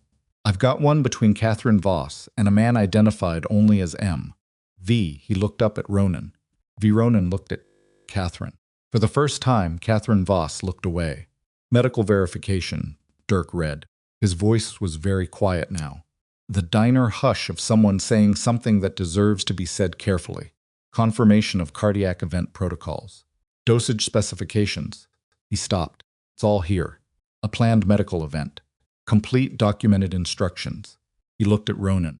"She didn't just make the decision. She documented it. I kept it because it was the only record I had," Catherine said. Her voice had gone somewhere else. Not defensive, not guilty. Something older and more exhausted than either. "If anyone ever came for me, I needed to prove it wasn't impulsive. That it was—" She stopped. "Deliberate," Alara said. Catherine looked at her niece. "Yes." The door to the stairwell hit the floor. Marco braced against the conference room door, and Ronan moved to back him, and they held it through 2 hard impacts, while Dirk worked copying, transmitting, the rapid mechanical process of moving information from one place to another, so that even if everything here was destroyed in the next 60 seconds, it existed somewhere else. "Sent to 3 separate secure servers," Dirk said, "encrypted and time-stamped. 30 seconds ago, it became accessible to a contact at the federal level who's been waiting for material on the Whitmore structure for 8 months." He closed the laptop and stood up. "Done." The door held. The impact stopped. In the quiet that followed, Ronan heard his own breathing. For the first time in what felt like hours, ragged and hot in his chest, the body's honest accounting of what the last 20 minutes had cost it. He turned to Catherine. She was sitting very still at the head of her table in her dark jacket with no jewelry, and she was looking at Alara with an expression that Ronan couldn't fully read and didn't want to try to. Something between grief and resignation and the particular exhaustion of someone who has been carrying a structure for years and has just felt it go. "The ratification window closes in 11 minutes, Alara said. "Yes," Catherine said. "It doesn't matter anymore," Alara said. "Does it?" Catherine looked at the closed laptop. "No," she said. "Doesn't." Alara walked to the head of the table and stood in front of her aunt. She was not a tall woman, and Catherine was seated, and the physical geometry of it should have made Alara seem smaller. It didn't. She stood with the full weight of everything she was, the years of hiding, the years of protecting, the loss of a father she'd been looking for across a decade, and she looked at the woman who had orchestrated all of it. "Where is he buried?" Alara said. Catherine was quiet for a moment. "He wanted to be near the lake," she said. "He always loved the lake." A pause. "I honored that, at least." Alara stood with it, the whole terrible weight of it. She didn't cry, and she didn't break, and she didn't look away. Then she turned to Ronan. "We need to go," she said. "Silas is still at the mansion." Ronan had forgotten about Silas for approximately 3 minutes. He hadn't forgotten the way you truly forget more, the way a fire forgets about one room because another room is actively burning. But Silas was still moving. Silas had 12 men in illegal filing and 20 years of knowing exactly how the veil operation worked from the inside. "Marco," Ronan said. "Already calling the outer team," Marco said from the door. He had a phone in one hand and was holding the stairwell door with the other. "6 men I can confirm are clean. They can be at the mansion in 8 minutes. Tell them to hold position," Ronan said. "Don't move on Silas until we're there." He looked at Catherine. "You're going to call Brennan." She looked at him. "Right now," he said. "And you're going to tell him the operation is over. Whatever hold you have on the consortium council through him, you release it. The ratification window closes in." He looked at Dirk. 9 minutes, Dirk said. "In 9 minutes," Ronan said. "But Alavra's claim doesn't lapse if the council chair confirms it's still contested by the heir." "Call Brennan and tell him to hold the window." "I can't extend the window past noon," Catherine said. "Charter law." "No. But you can keep it from being uncontested." He kept his eyes on her. "Which is all we need. Once the federal contact has those files, the Whitmore assets freeze pending investigation. Which means your acquisition of consortium holdings freezes. Which means Alara's claim doesn't face a completed takeover, it faces a disputed estate. Which takes years to resolve, and during which she remains the active heir." Catherine stared at him. "You've thought about this quickly," she said. "I've had a fast morning," he said. She looked at Alara one more time. The look was long and complicated, and Ronan chose not to try to parse it. Then she picked up her phone and called Brennan. She said 4 sentences. She said them clearly, and she said them without inflection, and when she ended the call, she put the phone face down on the table and looked at her hands. "It's done," she said. "We're leaving," Ronan said. "You're staying here until the federal contact confirms receipt of the files and initiates the asset freeze. If you move before then—" "I know," she said. "I know what happens if I move." She didn't look up from her hands. "Go deal with Silas." They went. The stairwell down was faster than the elevator and worse for Ronan's knee, which he'd twisted somewhere in the conference room, without noticing until the stairs reminded him. He held the railing on the turns and didn't mention it, and kept moving. Ground floor. Loading dock. The dock guard was gone. Marco had managed that somehow in the chaos, or the guard had made a sensible assessment of the situation and chosen the exit.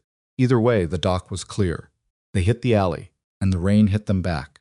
The gray car was where Marco had left it. They got in with the efficiency of people who had run out of any version of this that wasn't necessary, and Marco was moving before the last door closed. "Mansion," Ronan said. 8 minutes, Marco said. Ronan leaned his head back against the seat. He had a cut on his right hand he hadn't noticed until now. A knuckle, probably from the wall when he'd controlled the security man. Not deep. He pressed it against his leg. Beside him, Alara had the matte black phone to her ear. She was talking to Petra again, short sentences, logistical. The voice of someone reassembling something from pieces while the car moved through wet streets. She hung up. 4 council members have confirmed receipt of Brennan's message, she said. The window is being held pending dispute resolution. She put the phone in her jacket. It worked. Ronan looked at her. Her hair was wet, and there was a mark on her jaw that might become a bruise by evening, and she was sitting in a car that smelled of damp fabric and had a cracked dashboard. She had just survived a morning that had started with a signed divorce and included the confirmation of her father's murder and the systematic dismantling of a decade-long conspiracy. And she looked not fine. Not fine at all, but present, entirely unbreakably present. "Silas," Ronan said. "Silas," she agreed.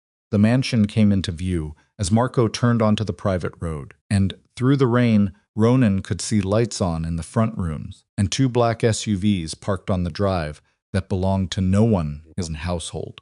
Silas was inside. Marco's 6 men were in position. At the perimeter, Ronan could see 2 of them as they approached. Positioned correctly, waiting. Marco pulled up. They got out. The rain was very cold now, the kind of cold that gets into your clothes in 30 seconds and stays there. Ronan's knee was complaining with every step, and he was ignoring it.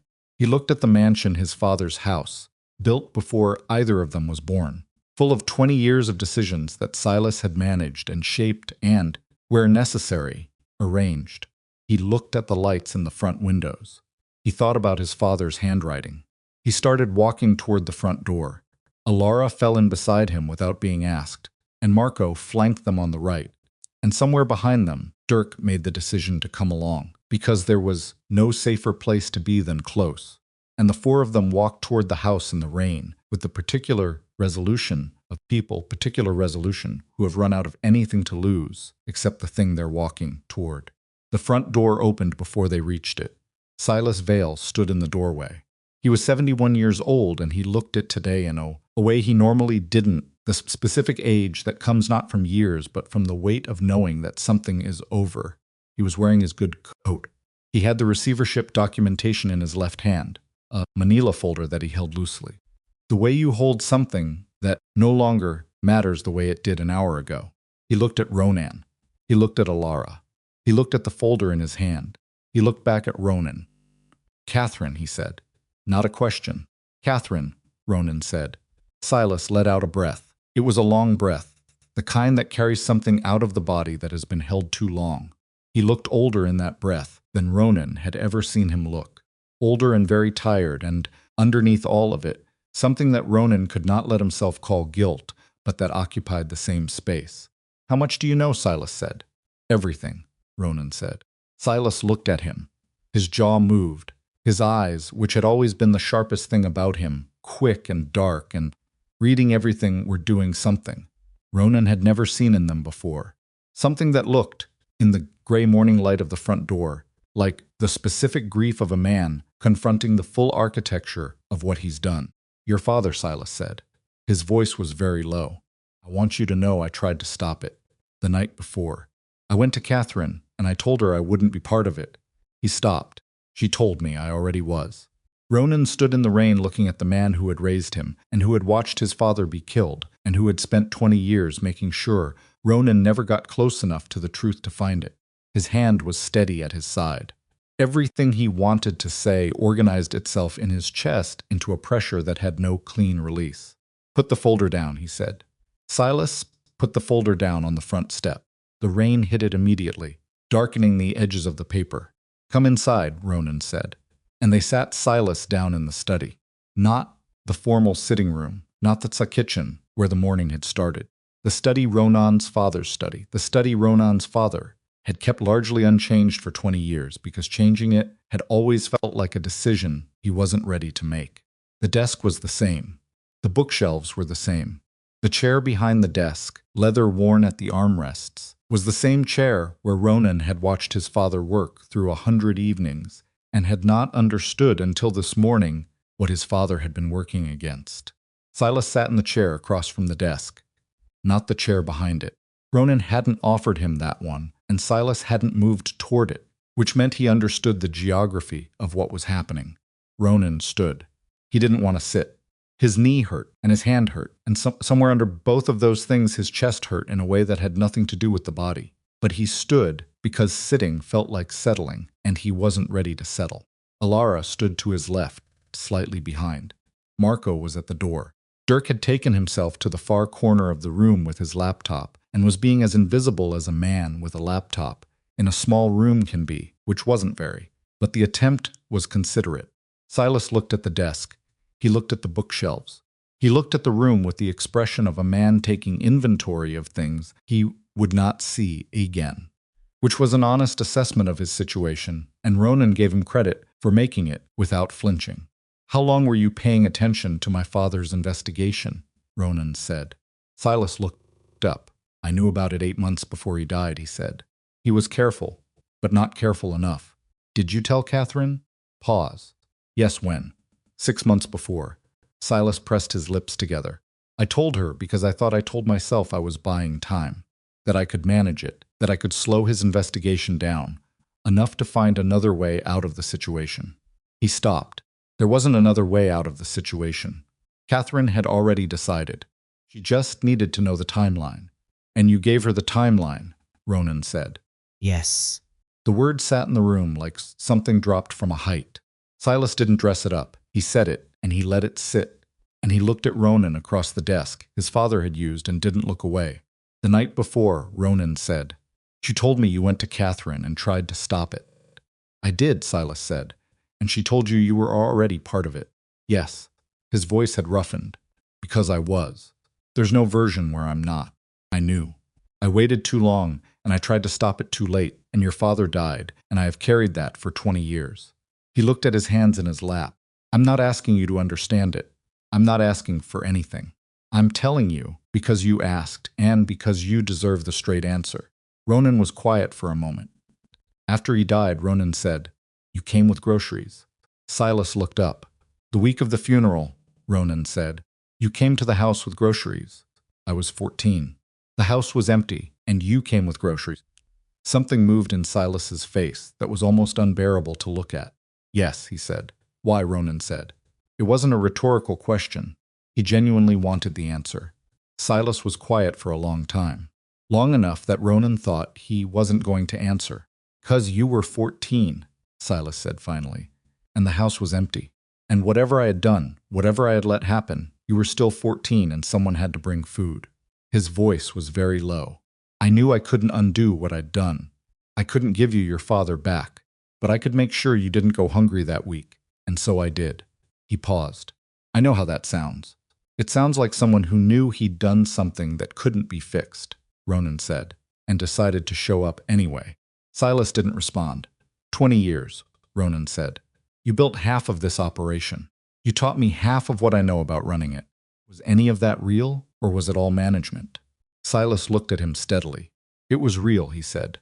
"Catherine's agenda and my genuine investment in you are not mutually exclusive. I managed her operation and I raised you. And both of those things were real." He paused. "I know that's a complicated answer." "It's the honest one," Alara said. She said it quietly, from where she was standing. Not defending Silas, more like someone noting a fact that complicated things and didn't change the damage but deserved to be acknowledged. Ronan looked at her. She held his gaze. He sat down behind the desk. He looked at Silas across the surface his father had worked at, with the worn armrests and the familiar smell of old wood and paper that Ronan had grown up associating with safety, and that had turned out to mean something more complicated than safety. "The receivership filing," Ronan said. "How far along?" "It was submitted this morning," Silas said. "But it requires a 48-hour response window before it activates. If you contest it within that window with clean documentation of the organization's financial standing, it won't proceed." He paused. "I structured it that way, deliberately. I wanted you to have a window." Ronan looked at him. "That's the truth," Silas said. "I know it doesn't fix anything. I know you have no reason to believe it. But I structured the filing with that window because I couldn't take everything. But I could do most of what Catherine needed, and I couldn't do all of it." He looked at the desk. "That's the most honest accounting I have of myself." "Dirk," Ronan said. "Already in it," Dirk said from the corner. "Filing's contestable. I've got the documentation we need. 48 hours is more than enough." He looked up briefly. "The federal contact confirmed receipt of the Catherine files 12 minutes ago. Whitmore assets are flagged, pending investigation. No legal movement on consortium holdings until the inquiry closes, which could take 18 months. And the consortium ratification," Alara said. "Window is still held," Dirk said. "Brennan confirmed to the council chair that the heirs' claim is active and contested per Charter Clause 11. That holds your standing indefinitely while the inquiry is open." He looked at her. "Your claim is intact." Alara closed her eyes. One breath. She opened them. She looked at Ronan. Ronan looked back at her, and then he looked at Silas, and he stayed with the question that was still sitting in the room, the one that had been sitting there since Silas walked in, the question of what happened now. Not legally, not organizationally, the other question, the harder one. "I'm not going to pretend I know what to do with you," Ronan said. Silas nodded. "Just once." "You helped kill my father," Ronan said. "You spent 20 years inside my house, inside my operation, feeding information to Catherine. You put those divorce papers in motion by 9 months of working my suspicion from the inside." He stopped. His voice was level, and he was keeping it level, and it was costing him. "You are the reason I spent 9 months suspecting my wife instead of looking in the right direction." Silas said nothing. "And you came with groceries," Ronan said. "When I was 14. The room was very quiet. "I can't give you absolution," Ronan said. "Can't give you a clean exit. What I can do is tell you that the federal inquiry is going to name you as a material participant in the Catherine operation, because the files Dirk pulled have your name in them in 4 places. He looked at him directly. You can cooperate with the inquiry and take whatever that gets you, or you cannot cooperate and take what that gets you. He paused. That's the only choice I have to offer. Silas was quiet for a moment. I'll cooperate, he said. I know, Ronan said. You've always been good at surviving. It wasn't a compliment. It wasn't an insult. It was just the truest thing Ronan knew about Silas Vale, the man who had watched his father die and brought groceries to a 14-year-old, and spent 20 years on 2 sides of the same line, and survived all of it through the particular skill of knowing which way the situation was moving and moving with it. Silas stood up. He looked at Ronan one more time. His eyes were very dark and very tired, and somewhere in them was something Ronan couldn't name and chose not to try. I'm sorry about your father, Silas said. I've been sorry about it for 20 years. I know that's not worth much. No, Ronan said. It's not. Silas nodded. He picked up his coat from the back of the chair, and Marco stepped aside from the door, and Silas walked out of the study and down the hallway and out of the house into the rain. Ronan listened to the front door close. He put his elbows on his father's desk and pressed his face into his hands, not performing grief, actually feeling the weight of everything that had been moving at speed for the past 4 hours settle into stillness now that the speed was gone. His hands pressed against his closed eyes, and he sat there in the dark behind his own palms and breathed. Felt Alara's hand on his shoulder, not rubbing, not patting, just there. The weight of a hand, present. He sat up.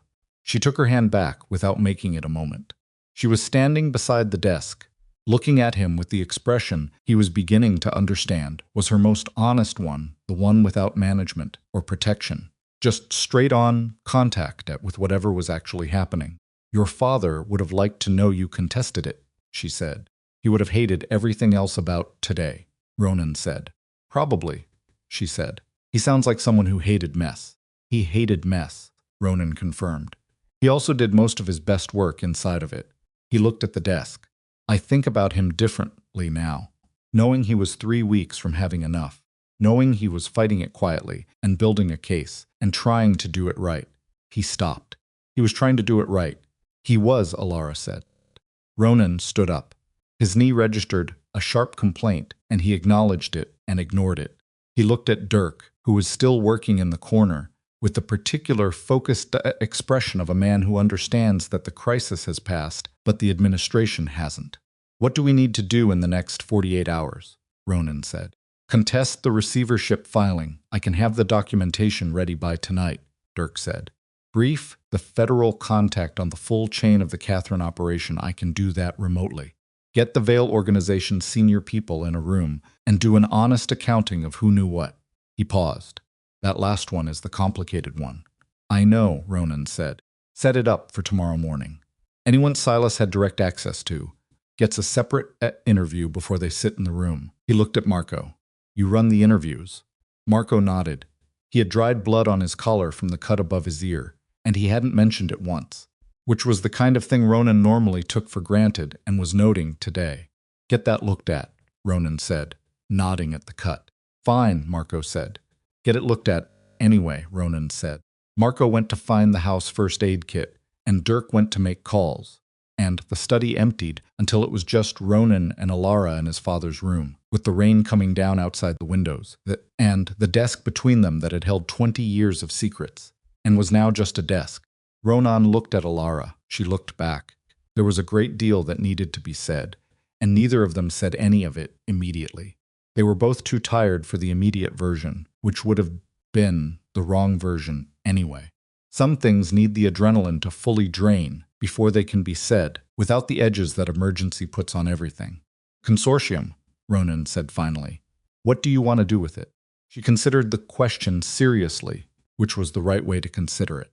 My father wanted to transition it toward legitimacy, she said. He wasn't wrong about that. He was wrong about the speed you can't dismantle. 40 years of structure overnight without people getting hurt. The direction was right. She paused.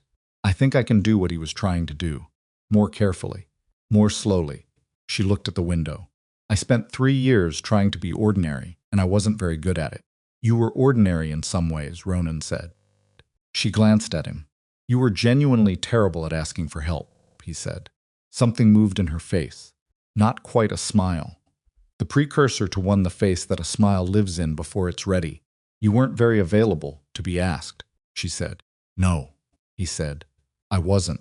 They sat with that. It was an honest accounting, and they both knew it. And honest accountings between two people who have hurt each other require a moment to settle before anything useful can be built on top of them. "Papers," Ronan said. "They're still on the kitchen counter." "I know. They're legally valid," he said. "I submitted them before the convoy arrived." "The window for contesting the filing." He stopped. "Contest it, if you wanted me to." She looked at him directly. "I need you to understand something," she said. "I signed those papers this morning because I thought it was the safest thing I could do for you. Not because I wanted to. Not because I thought our marriage was a thing that should end." She paused. "But I signed them, and if you contest them, it has to be because you want to contest them. Not because you feel guilty about 9 months of suspecting me. Not because today went the way it went. Because you actually want to." She held his gaze. "Do you know the difference?" "Yes," he said. "Then I'm asking you," she said. "Do you want to contest them?" Ronan looked at her across his father desk in his father's study, in the house that had held 20 years of a story he'd been living inside without understanding its full shape. He looked at her the way he had not allowed himself to look at her in 9 months, without the filter of suspicion, without the managed distance, without the practiced flatness that he'd told himself was neutrality, and that had been something else entirely.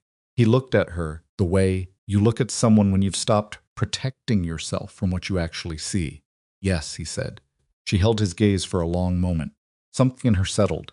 Not relief exactly, the thing that comes after relief. When you've been braced for an impact that didn't come, and your body slowly releases the preparation for it. "Then contest them," she said. He nodded. She nodded back. It was not a romantic moment. They were both wet and tired and variously bruised, and Ronan's knee was genuinely becoming a problem he was going to have to deal with shortly. But it was real. More real than most things that looked like romantic moments, because it had been arrived at through the specific honesty of two people who had spent the morning with no cover left and were choosing each other anyway from that exposed position. That meant something. It meant more than the other version would have. The weeks that followed were not clean. They were not a montage of healing and restored warmth. They were administrative and complicated, and sometimes exhausting in ways that had nothing to do with emotion. Federal inquiries, organizational restructuring, patient dismantling of Catherine's acquisition strategy piece by careful piece, as Dirk worked through the Whitmore Holdings structure with the federal contact and the lawyers Ronan brought in who were, unlike his previous legal team, unknown to Silas. Catherine Voss was arrested 6 weeks after the morning in the West Loop. The charge that held was conspiracy in the death of Aldrich Voss, built on the voice transcripts that Dirk had pulled from the 6th floor terminal and the financial records that connected the cardiac event to a medical professional whose license had been flagged in a separate inquiry 3 years prior. Case was slow and complicated, and Catherine's lawyers were very good. And the outcome, when it eventually came, was something less than full justice, and something more than nothing, which was, Ronan had come to understand, usually how it went. Silas cooperated fully. He sat in rooms with federal investigators for 22 hours over 4 days and said everything he knew in the flat, precise voice of a man who had decided that the last useful thing he could do was be thorough. The cooperation bought him a mitigation agreement that reduced his exposure significantly. Ronan didn't fight the agreement. He considered it and decided that fighting it required more energy than he had and produced less than the time that energy would cost. He was not okay with what Silas had done. He was not okay with it in ways that he suspected would take years to fully map.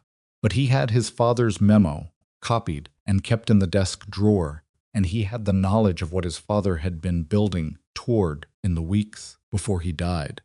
And those things were not nothing. The Vale organization's restructuring took 4 months.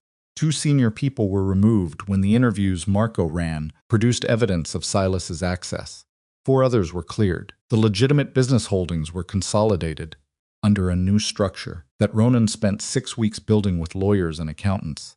and the parts of the operation that couldn't be made legitimate without damage to people who depended on them were managed toward transition over a timeline that was honest about what transition actually required. It was not a clean redemption. Ronan had never believed in clean redemption, and he didn't start believing in it now.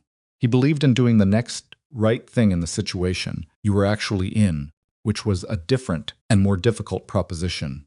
He worked at it with the same focused persistence he'd applied to everything else in his life, with somewhat more transparency than he'd previously managed.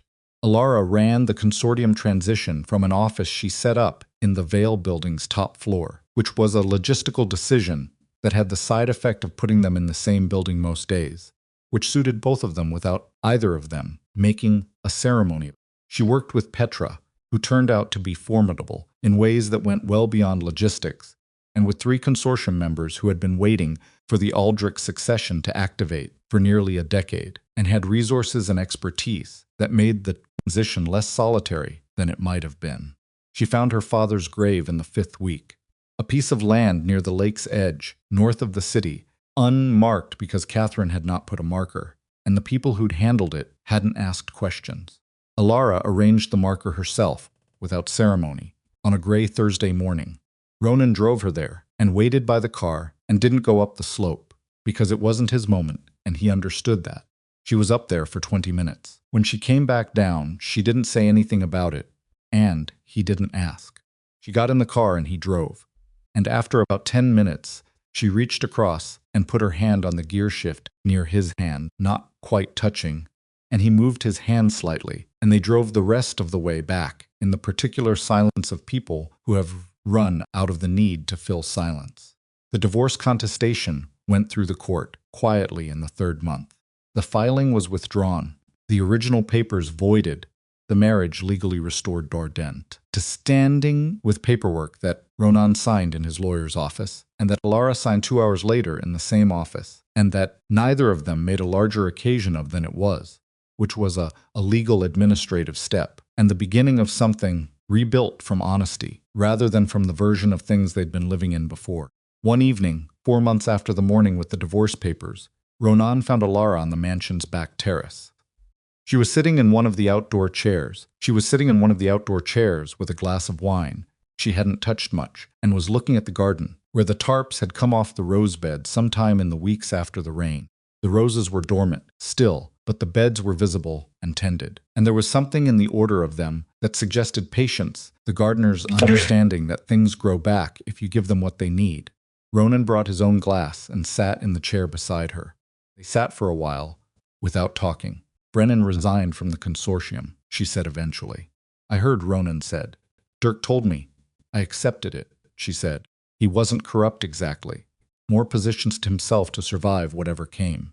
That's not someone you want in a logistics chair. She paused. Petra's taking it. Good choice. Yes. She looked at the rose beds. The council ratified formally last week. I'm holding the claim as active heir, pending the full transition plan, which Petra and I are building over the next 18 months. She paused. Going to be slow. Slow is okay, Ronan said. It wasn't always your approach, she said with the slight dryness that had started appearing in her voice in recent weeks, the dryness that had probably always been there and that he had not given himself sufficient access to hear. No, he said. I'm working on it. She looked at him sideways. The look was brief and genuine, and it contained about 8 things that neither of them needed to say out loud, because they were both present enough to know them without words when she picked up her wine and drank some. He drank some of his. The garden was quiet. Somewhere beyond the wall, the city continued its permanent noise traffic.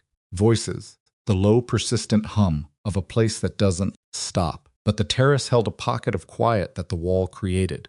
And in that pocket, 2 people sat in the kind of companionable silence that has to be earned through a great deal of the other kind. Ronan, she said yes. When you said yes this morning in the study, she didn't look at him. I want you to know I knew you meant it. I know you knew, he said. I'm saying it anyway, she said, because I didn't say enough things for 3 years, and I'm trying to say more of them. She looked at the roses. Matters. That you meant it. It matters more than the legal part. A pause. I need you to know that I know the difference. Ronan looked at the side of her face. The mark on her jaw from the morning in the West Loop had faded weeks ago. She looked tired in the good way, the way of someone who has been working hard at something real. She looked like herself, which he was understanding was a more specific and more complex thing than he had allowed himself to recognize before. "I know," he said. She nodded. They sat in the quiet. After a while, the light shifted the way it does in late afternoon, going sideways and golden, in the way that makes even ordinary things look like something deliberately placed, and the garden held it briefly and then let it go as the day moved toward evening. Alara reached over without looking and set her hand flat on the armrest between the two chairs, palm up. Ronan looked at it. He set his hand in hers. Her fingers closed around his, not tight the ordinary grip of two people who have found each other on the other side of something that should have separated them and didn't, because they were both stubborn in ways that turned out to be the right kind of stubborn at the right time. The roses were dormant and would come back. The city hummed beyond the wall. They sat there together as the light left the garden, two imperfect people who had told each other the truth at last, holding on in the simple, unperformable way of those who have nothing left to prove. The last door of the morning opened, and they went in to finish it.